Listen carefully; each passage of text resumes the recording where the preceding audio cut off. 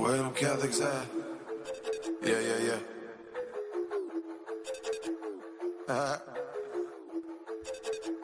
Yo, where them Catholics at? Man, what's the matter with these bishops? And welcome back, everybody. It's the Catholic Convert Show. It's a glorious Tuesday, and we are once again here to assault your eardrums until you can't take it anymore and you block us all forever. Yeah. How you doing over there, Ed? You gotten any of that hurricane barrel throw off yet? No, we're supposed to get it in a form of rain on, I think, Friday, something like that.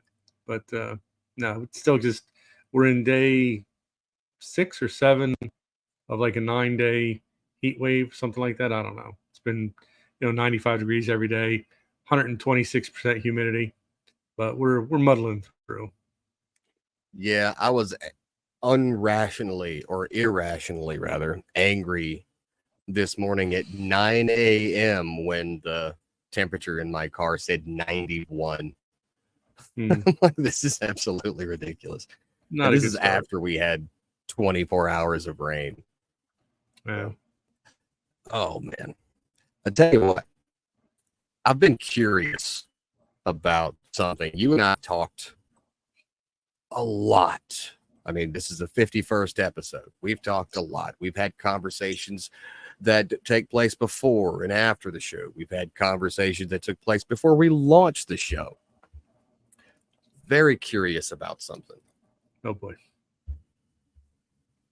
Has there ever been any point in time during your entire life where you struggled with what some people call their hour of darkness? That point in your life where you really struggle with your own faith in the church, because it's a big deal. It happens to a lot of people. I'm fairly friendly with a couple of religious sisters and a couple of nuns that are here in my community, and I've asked them the same thing. All of them, and these women are in their 60s, 70s, 80s. They've been Catholic forever, and every single one of them said yes.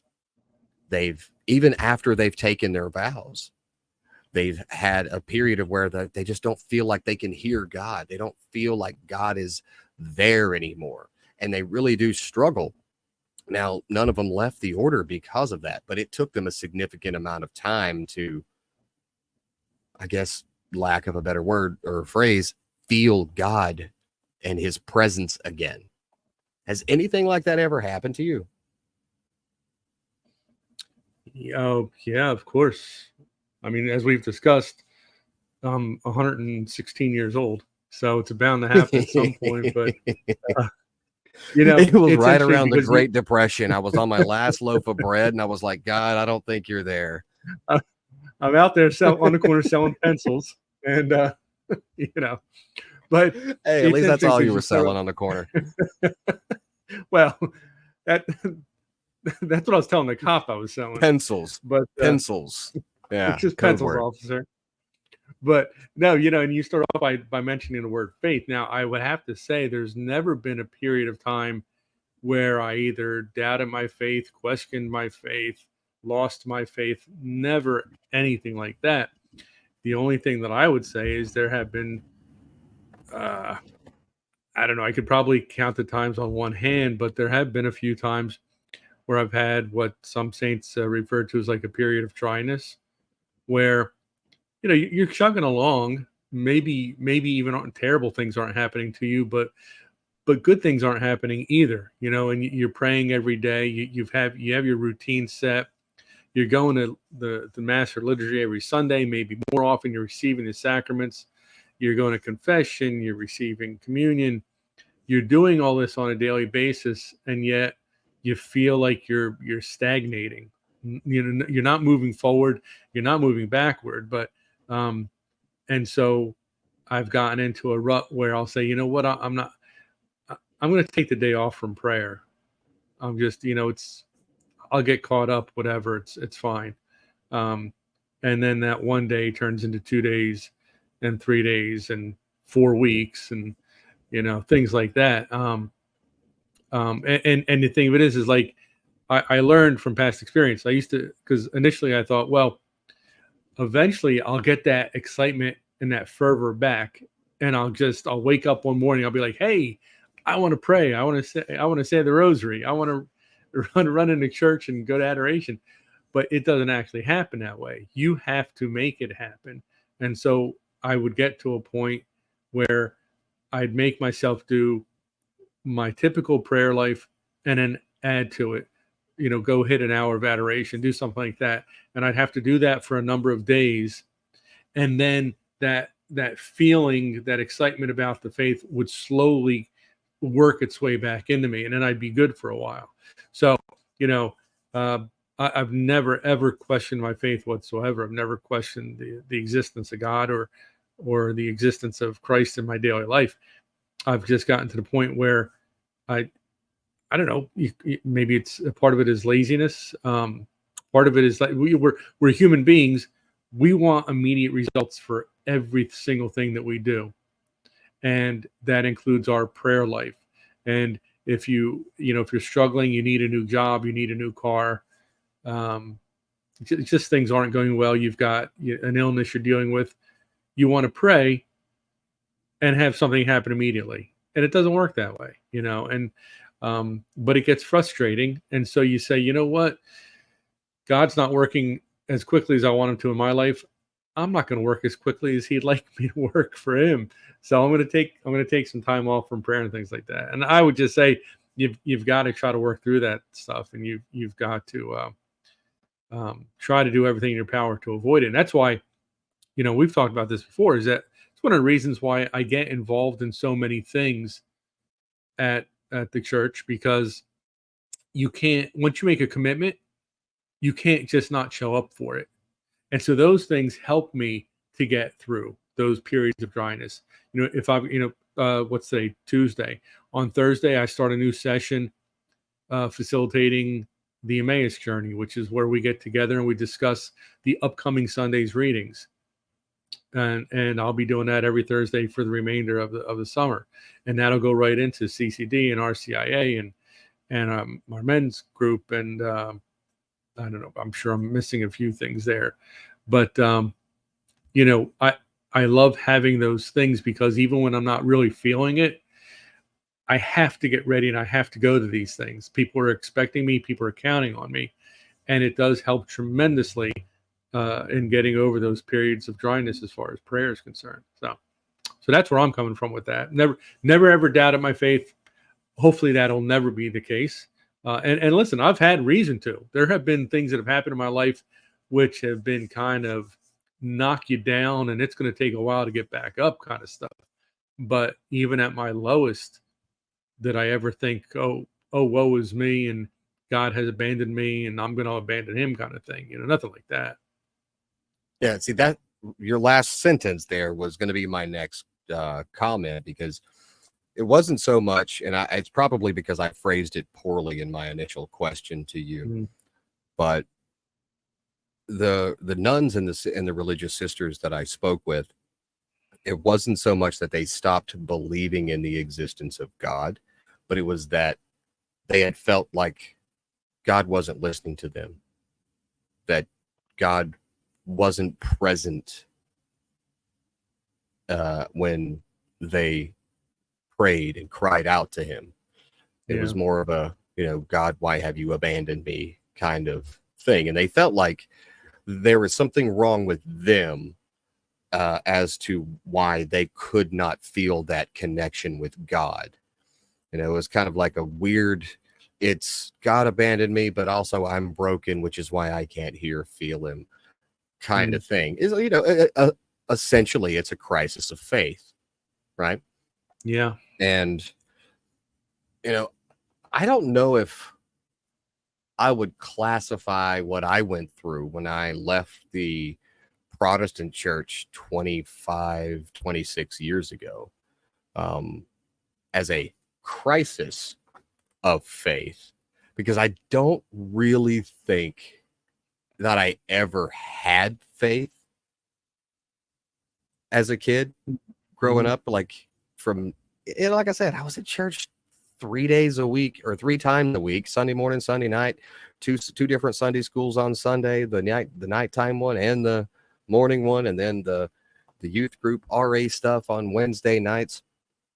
I was learning every single thing there was to know about what the Bible said and da da da da da, but I never felt anything.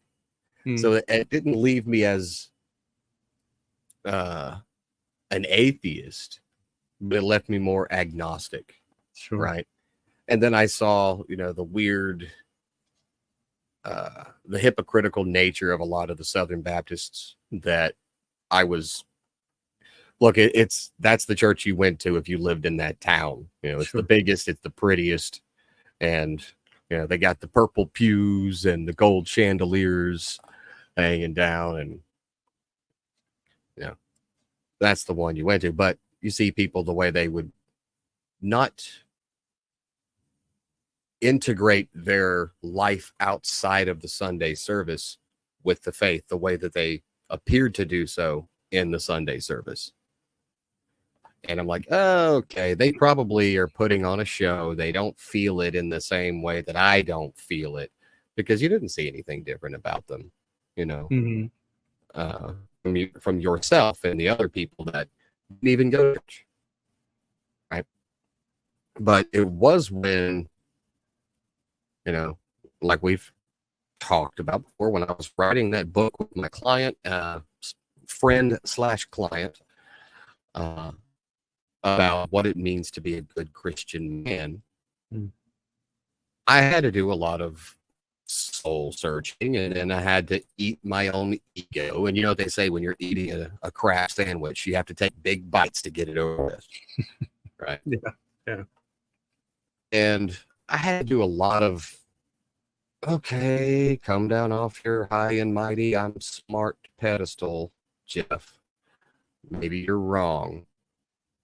And I remember the day that I was on a Zoom call with him, and I was like, Jerry, I don't know what's going on, but in working on this book with you and having these 2-3 hour conversations over Zoom call at 5 a.m., I feel like I haven't prayed, but I feel like I need to pray. Mm. And the only thing that I did was say, I remember that prayer sitting right outside on my patio with the fire pit going at 5 a.m. or a little after 5. And I said, God, I have no idea if I'm even doing this right. And I have no idea if you're even there, because I'm definitely not good at this. But if you are, let me know. Mm. And obviously, that's when the clouds parted and a ray of sunshine came down right on top of my patio, and a dove went flying by. None of that happened. I did not get the answer that would be a traditional answer to a question being asked, but the feeling that I had of wanting to go to church Mhm. kept growing stronger. Yeah. And I went to my first mass, and I still remember my first mass, and I remember the homily from my first mass with Father Smith, who is now he was then, but he's now my priest, Mhm. right? I had heard so many horror stories about the progressively woke Catholic churches, right? I'm like, if this is one of those, I'm going to have to silently step out. I'm not going to be a dick and make a scene, but I am going to quietly get up and escort my family back to the car, and we'll try somewhere else next Sunday, right? Mhm. But the homily gets up there, and what does he start talking about? He starts talking about female priests. And I'm like, oh, this is going to go one of two ways very quickly. And I've got my foot ready to step out into the aisle, And I'm listening and he's talking about like he had gotten requests from some of the women of the parish that were even asking about female altar servers. Mhm. And his reply was simply, no. Same as what Pope Francis had said when he was asked on the 60 Minutes, just Yeah, no. just no. That was it. But he went on to elaborate, right? He said, listen, the priesthood is inseparable from the persona of Christ. Mhm. Christ was a man. No woman can ever be a priest. The Holy Spirit itself will not leave the indelible mark of character on a woman's soul to empower her to administer valid sacraments. It'll never happen. And I went, okay, my foot's back in the pew. That was the end. I made my decision. Okay, this is a decent church. This is a decent parish. But, and I've had a lot of conversations with a lot of the people, including my my confirmation sponsor, John, about just about every matter of faith that would possibly pop up in, you know, a new catechumen when I was on my way to being baptized and confirmed. Almost all of them have at some point, because all of them that I've spoken most with are either cradle Catholics or they're converts from like 30 years ago conversion kind of thing. All of them have said they experienced kind of the same thing that I experienced growing up in the Protestant church at some point, where it's like, I don't really know if I believe because I feel like I'm going through the motions. Mm-hmm. And I thought when I heard that, it kind of like clicked a light bulb in me, because there's no such thing as a truth that you don't have to wrestle with. You know, I mean, what does the word Israel mean? It wrestles with God, right? Mm-hmm. And you have to, because of our nature, our concupiscence. We have to wrestle with the truth of God. It's just who we are as people. You know, Sure. you describing the low points that you had, me describing the low points that I had, and everybody else that's ever suffered or endured a crisis of faith has had to wrestle with God. Is he real? Can he hear me? What am I even doing? But I don't want to sound like it's a cliche, but you know that old axiom that anything worth having is worth fighting for. Yeah.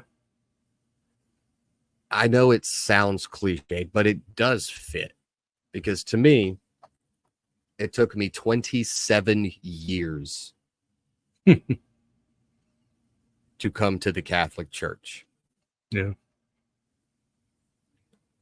Right after leaving the Protestant church. Yeah. And it was a wrestle. But it was a fight that I'm glad that I took on, because I did have to fight a lot of my own nature. I did have to fight a lot of my own personal interpretations and prideful thinking and all this other. And I know people are going to listen to this and they're like, dude, I've seen your tweets. You're very prideful. No, I'm snarky. There's a difference. Big difference. A lot of it's just me talking crap, because I come from a very blue collar background where if you got thin skin and you're not talking smack, you know, you're not gonna make it. Yeah. It's not everybody's favorite flavor of ice cream, chocolate, but it is what it is. You'll be fine, I promise. But you get what I mean? I had to fight a lot of that. Yeah. And I get it. I don't know what I would be if I didn't allow myself to fight myself and let God take over. Yeah. Yeah. And, that goes back to what you were saying a minute ago about when you would talk to the sisters about this and they have those moments of doubt and stuff like that. And you said that typically the answer was not that they lost their faith or anything, but they felt like, for at least for a period of time, that God wasn't listening anymore. He wasn't hearing them. And that's interesting to me because I can understand feeling that way and thinking that, but I think what actually happens is that we get that feeling, we get that we convince ourselves that he's not listening, he's not hearing. And what really happens is we stop talking to him. So it's not that he doesn't hear us. It's just that it's more the question of God saying to us, why did you stop talking to me? Because we get frustrated because things aren't happening the way we want them to and things like that. And so we just stop. We stop that line of communication between us and God. He doesn't. He's God. He hears every single thing we say. He knows every single thought that we have. So when you really think about that, oh, God stopped listening to me, God stopped hearing me, you have to understand that that's an actually, even though it's an understandable statement, it's a very silly statement because that would never, ever be the case. So that's why I'm saying is that, and we're told in the gospel, pray unceasingly. God wants to see that. He wants to see that regardless of what you're going through, regardless of what your thought is on what's going on, on your view of your relationship with God, he wants you to still do the same thing every day. He wants you to pray every day and know that, yes, he is listening. Yes, he does understand what you're going through. That stuff doesn't change. And so when you go through those moments, your life isn't changing. So you assume God's not listening.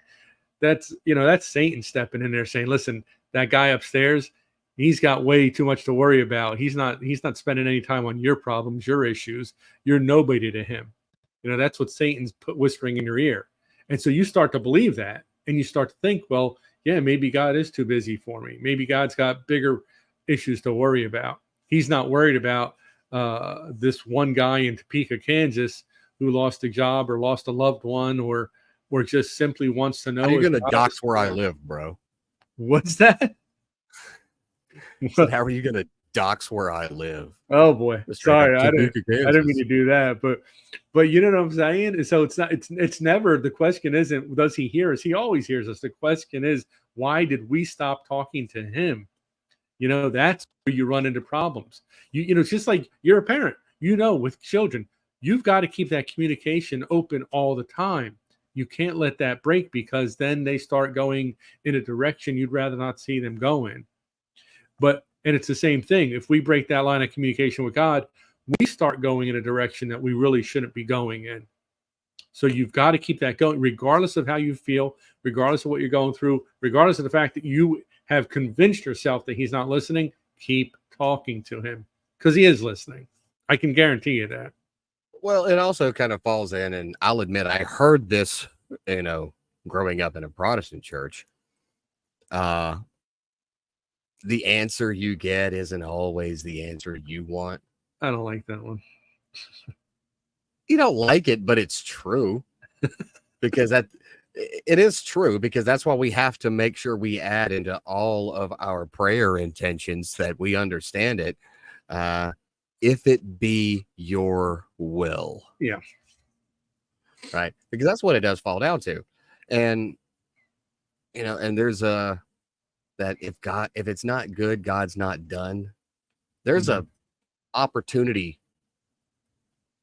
for holiness in every single struggle, every single hard moment, every single just heartbreaking circumstance you can find yourself in. Yeah. No matter how hard it is. It's an opportunity. And that's what I try to remember anytime stuff's just not going right for me. Mm-hmm. Whether I'm pissed off and stressed out because, oh man, why on earth did I tell the publisher I would do 4 books this month? Why? Because I've got so much crap to do. Yeah. I'm never going to get it all done. Or it's, man, I don't know why I've just been in a pissed off mood all week. I'm stressed about something. I can't even figure out what. Every single thing, when you think that God has stopped listening to you, it might just be because the answer is, will you stop fretting about it and just trust me? Yeah. That's what I found a lot of it falls into. And you know what? Whenever I'm upset, I'm worried, I'm angry, I stop now and I just go,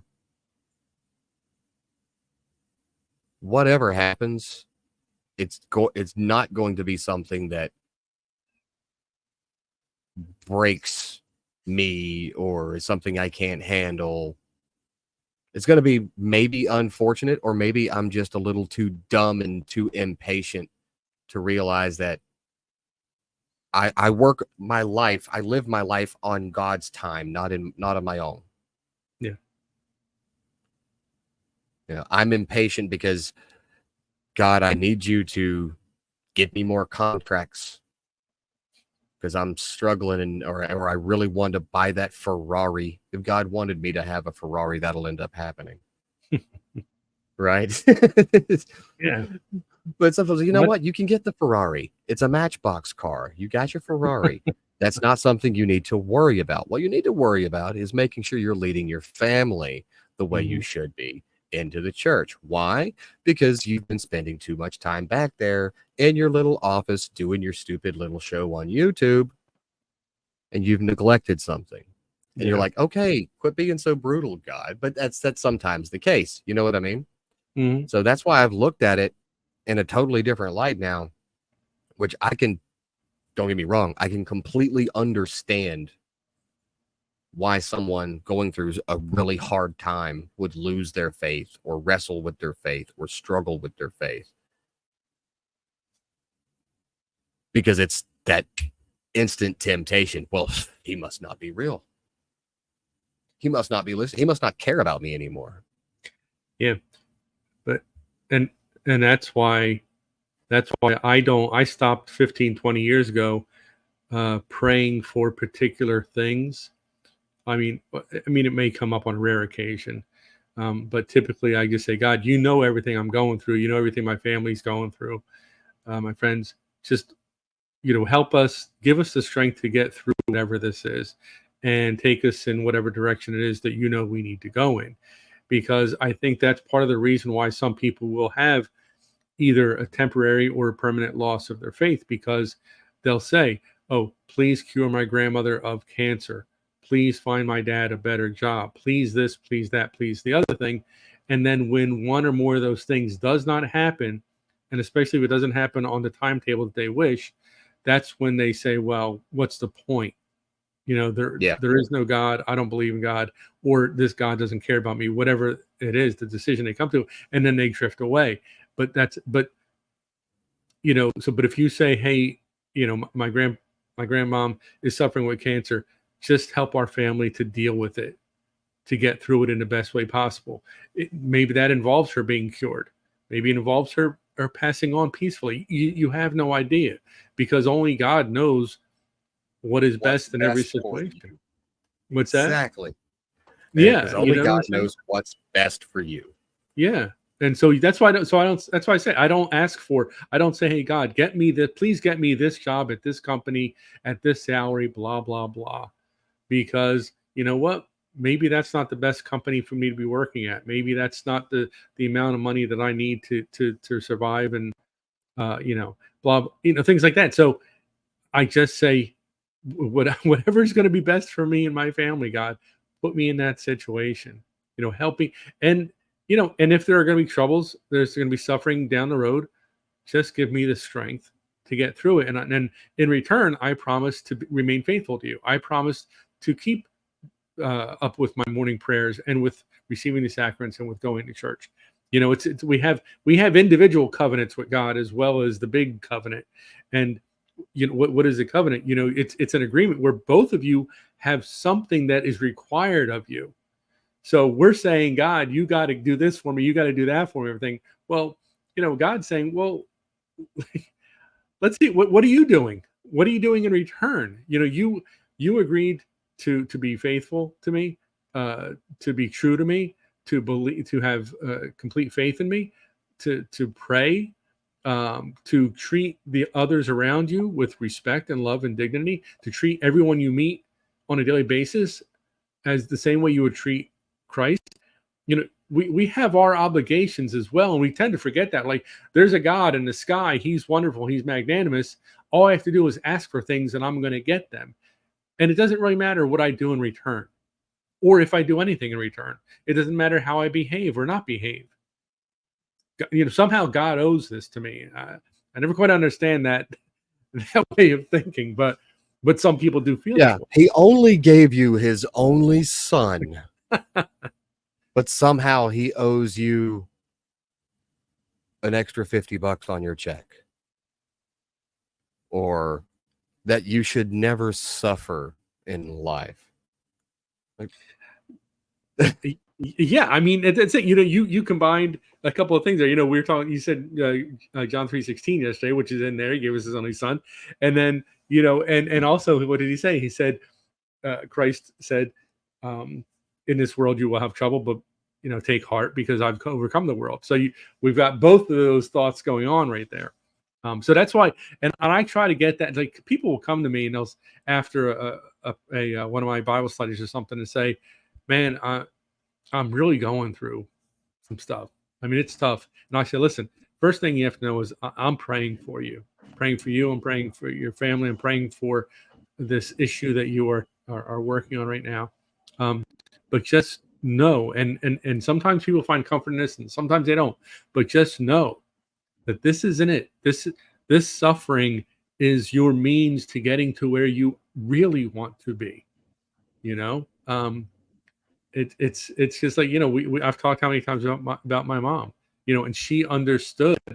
I love the stories about your mom, man. Those are awesome. She was great, man, but she understood that redemptive suffering. She understood that she could take all the pains that she had and she could apply them in a positive way, you know. And so that's why I have no doubt that she's resting in the arms of our Lord right now, because she never lost that. She never lost that faith, that joy, you know, because I think joy is a very important part of it. She took joy in, instead of focusing on the suffering, she took joy in the moments that were away from the suffering, and looked at those as, didn't look as the pain as a punishment, but looked at the moments with no pain as a gift from God. I mean, and that's so beautiful to me, because that's what we're expected to do. That's what we're told to do. And um, and listen, I get it. I mean, there are people who go through tragedies and suffering, the likes of which I can never even imagine. And so sometimes, to me, to say to someone, "Hey, just listen, I know you're suffering right now, but it's cool. Take heart, because there's something great on the other side." Well, when they're going through it, sometimes that's a difficult thing for them to focus on, or them to think. Very much. But it doesn't become any less true. You know, you have to find, in the midst of suffering, in the midst of pain, you have to find a way of lifting that suffering pain up to the Lord and saying, "Here, this is my suffering, this is my pain. I'm offering this to you." You See, know? that's something I struggle with. That's something I struggle with because my mind never goes there instinctually. Where Mm. it does go is just absolute surrender of, I don't know, but I trust you. Yeah. Hey, That's where you're mine goes. And I really do wish that I could adopt, and there might be an app for this. I could adopt the habit of offering my sufferings up. But my instinct for so long prior to coming to the church was, I'll figure this out because I always figure this out. Yeah. Yeah. Which, listen, I'm not saying that's not true, Mhm. right? Somehow, probably by the grace of God, I thought that I managed to figure out as I went along, and stuff just worked out, which it did, right? Mhm. But now I've pushed that part so far back, just relying on me and my experience and my skills and my work ethic and my drive and my determination and my stubbornness to get me through it all, which, again, I've got a good track record of all of that working out. But I never felt nearly as at peace than when I started going, whatever, you know what? I got nothing. I trust you. So whatever's coming's coming, but I trust you that it'll be all right. Yeah. And I let it all go. I don't stop doing any work, by the way. Yeah. I don't stop like trying to do the things that are going to get me out of whatever hole or rut or hardship I, end up in. But I don't know. I just can't quite get to that. I offer my suffering up to you, and I rejoice gladly in carrying this cross. My mind just doesn't instinctively go there. Mhm. My mind instinctively goes, I completely surrender because you're going to lead me wherever I'm supposed to be. And if I got to go through some really bad stuff to end up there, that's the road you told me I had to take, and I'll just do it. It'll suck, but I'll just do it. I trust you that I'm going where I'm supposed to go in the end. Yeah, but that I mean, it's basically the same concept, though, because you're not focused on the pain or suffering aspect of it, but you are relinquishing your control of it to God, which is so it's the same kind of idea. You're just not associating the pain you're going through with the fact that that is something that is going to benefit you in the long run. It's going to, and I get it. It is for people who don't feel the same way. That is a very difficult concept to grasp. This I might whole have to chew on that for a little bit. That's a very good explanation, but I might have to chew on. No, it's very good and it makes sense, but it's something I'll probably have to chew on for several weeks to see how those are equated. Yeah, it's. I tell you something that happened to me, and and again, people can take this for what it's worth, and they can say, well, there were other issues at play there or whatever. But I guess right about 7 years ago, I had a bout of kidney stones. Anyone who's been through kidney stones knows it ain't fun.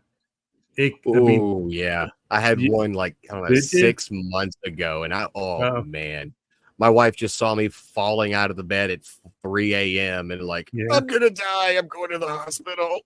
This is bad. It can be unbearable. Well, I had one that it happened right around the holidays, and it was right around Christmas, a day or two after, really. And I was seen by the doctor. And I said, well, in this case, because of the size of the stone and everything, there's going to be a surgical intervention necessary. And unfortunately, we're not going to be able to schedule that until like right after the new year. So suck it up and we'll see you in a week. So for several days, several days, I was just in nonstop agony because what had happened post that visit, um, the stone had actually moved and it was now blocking my ureter. Which, if I was smart, I would have realized, hey, this pain has increased dramatically. I probably need to see them again and not wait for the surgery. But I'm a guy. I figure, okay, you just got to suck it up for 5 more days or whatever it was. Rub some dirt on it. Rub some dirt on it, it'll go away. I would just spend all day, every day, popping pain relievers, just Advil and stuff, which did no good anyway. um, as often as I could, and sitting with a heating pad on my kidney. And I had the heat cranked up so high and I would leave it on so long. I actually had second-degree burns all over my entire back. It looked Well, what's nasty. bad is the heating pad doesn't do anything for the pain because it's No, it's just kind of, inside. It's just like, let me make something else hurt yeah, it so takes your that mind off I'm it a little bit. distracted. Yeah. Yeah, and then I would go take I would put the shower on as hot as it could get and let that water pound my back, which again, just distracted you. And I'm going back and forth between hot shower, a hot heating pad, and stuff like that, and Advil, and just in tremendous pain for almost a week. And at some point, I'm sitting there and I'm so exhausted because I couldn't even sleep, and I was so exhausted. And I'm sitting there and I'm running through some prayers and stuff. And it just hit me, just came upon me. I said, Lord, I know that there are people who are suffering a lot greater than I am right now. But for me, myself, at this moment, this pain is unbearable. I don't want to see this pain be wasted. I know some good can come of this pain.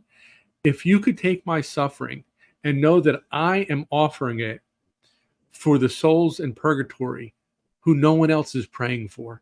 If you could somehow take my pain and use the power that's associated with that pain and use it to help the souls in purgatory, use it as my prayer to help them.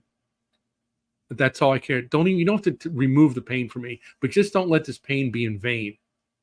And I will tell you, over the course of the next 45 minutes or so, the pain just slowly receded and receded and receded. Never went completely away, but it got to the point within about an hour where I could get up, walk around, live life, and it stayed that way right up until like the 3 or 4 days later when the surgery took place. And when it did take place, the doctor said, "Man, you should have been in here earlier. If we had known it was this bad, we would have done something else for you." But and like I said, I didn't do any of that with my Yeah. kidney stone.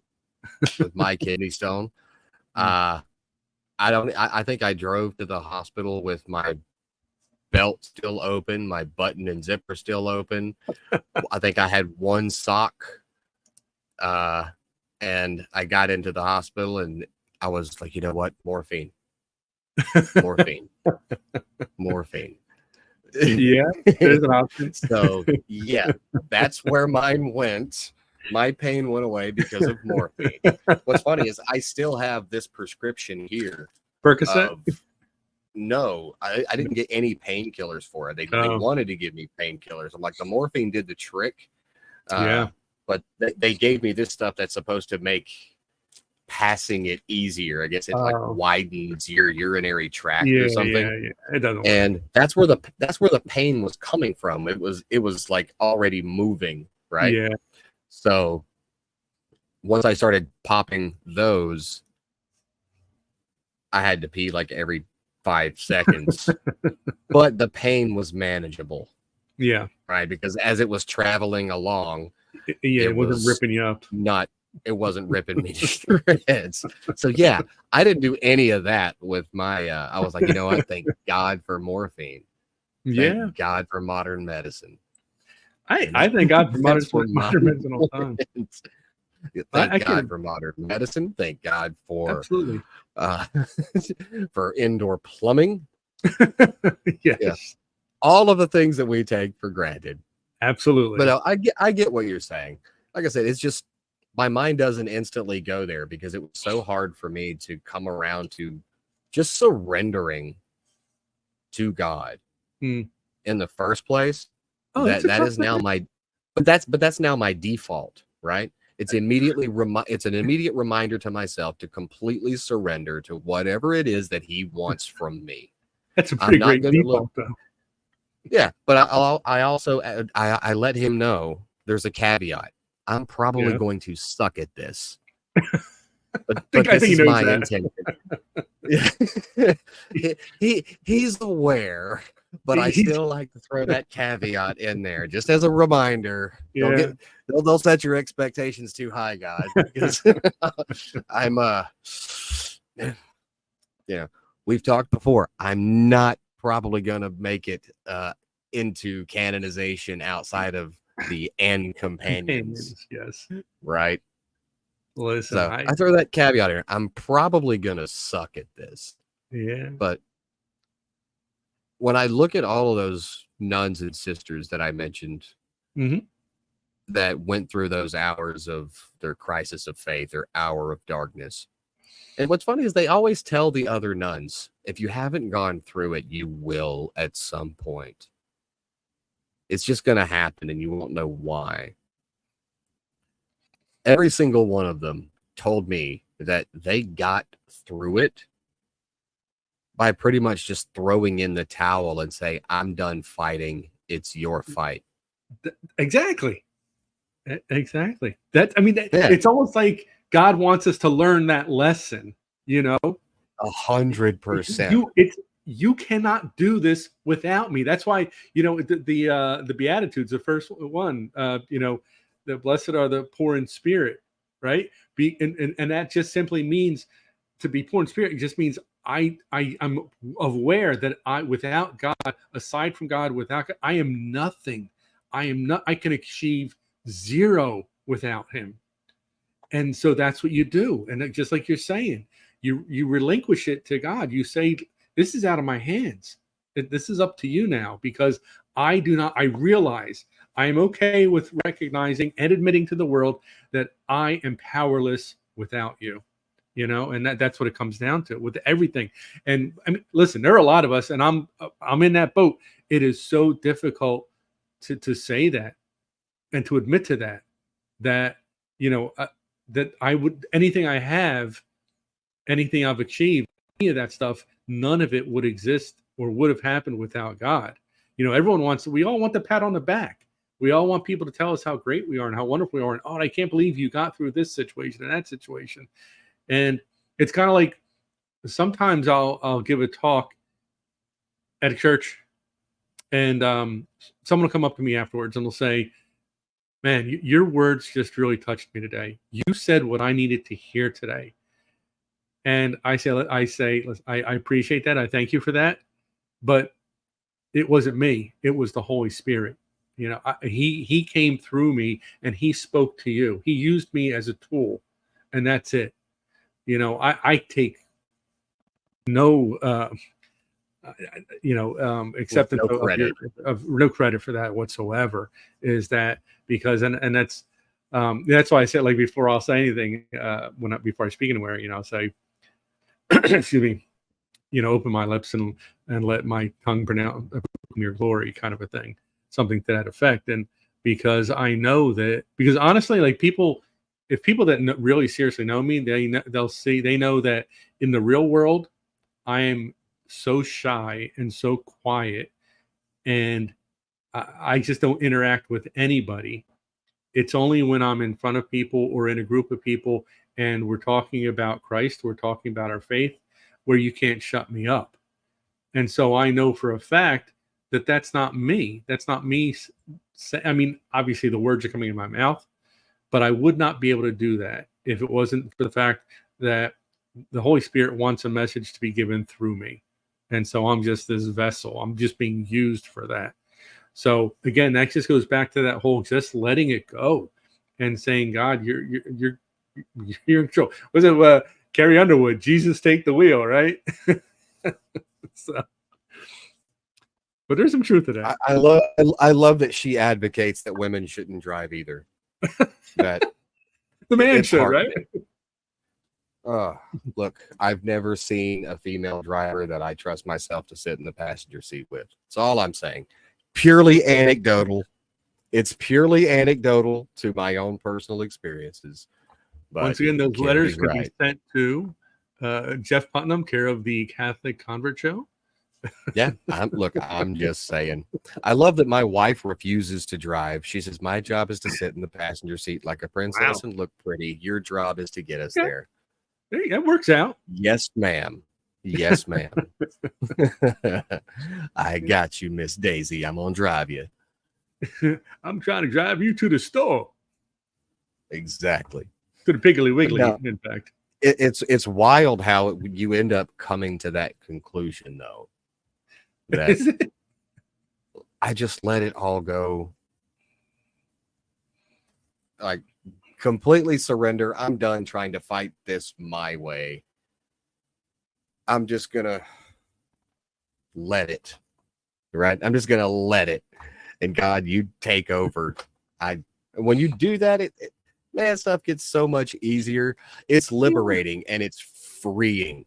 It's the same with people who, they feel like they're struggling for, I got to figure this answer out because it doesn't make sense to me up here when it comes to something in the magisterium or something in scripture or something in the catechism. And they're like, I need to figure it out because it's not jiving right. God, I don't know, but I trust you. Yeah. That's how I got through most of the doctrinal hangups that I had when I was first reading through them coming into the Catholic Church. And when I just let it go and I trusted him, what happened? A few days or a few weeks would go by, and I found something that made the thing I struggle with click in my everyday regular life. Yeah. If I had just slammed it shut, screw you, Peter Kreeft,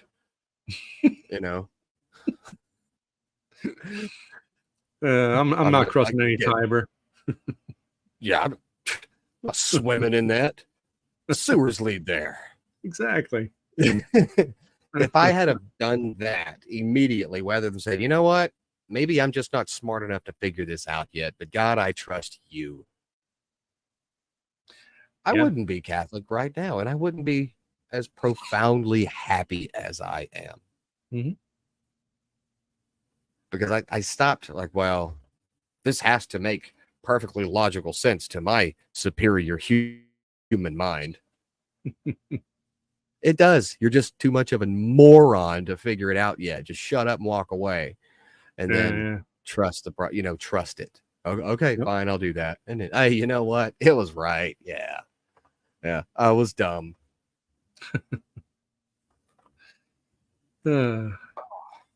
Well, we got 8 minutes. You want to tell everybody what you decided to steal from the Vatican?